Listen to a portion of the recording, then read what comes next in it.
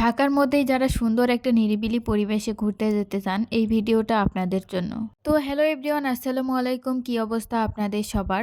ঢাকার টিকাটুলিতে অবস্থিত রোজ গার্ডেন আজকে আপনাদেরকে এক্সপ্লোর করে দেখাবো। এটি একটি ঐতিহাসিক প্রাসাদ ও বাগান। যদিও এখানে রোজ গার্ডেন বলা হয়েছে, কিন্তু আশেপাশে আমি কোনো রোজ দেখতে পাই নাই। যাই হোক, প্রাসাদের সামনে বড় একটা পুকুর আছে। এই হচ্ছে এই পুকুরটি কিন্তু দেখতে অনেক সুন্দর আর দুই দিকেই পার করা আছে।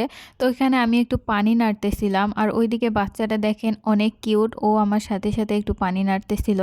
এটা কিন্তু ছবি তোলার জন্য একটা বেস্ট জায়গা। তো আপনারা যারা যাবেন অবশ্যই শাড়ি পরে যাবেন। শাড়ি পরে গেলে এই জায়গায় অনেক সুন্দর সুন্দর কিছু ছবি ক্লিক করতে পারবেন। এখানে টিকিটের মূল্য হচ্ছে মাত্র 30 টাকা করে, কিন্তু স্টুডেন্টদের জন্য মাত্র 10 টাকা করে।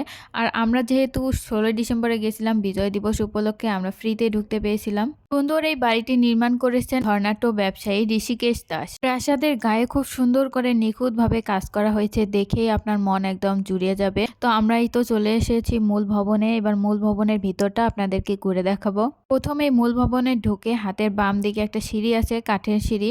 ওইটা দিয়ে আমরা উপরে উঠেছি, আর উপরে উঠেই একটা বড় ডাইনিং রুম। এটা মূলত তৈরি করা হয়েছে আড্ডাখানা হিসেবে। তো এখানে অনেক বড় একটা সোফার রুম দেয়া আছে, এখানে সবাই আড্ডা দিত। আর সোফার রুমের পাশে নবাবের রুম আছে, নবাবের রুমের পাশে এদিকে নবাবের স্ত্রীর আলাদা রুম আছে।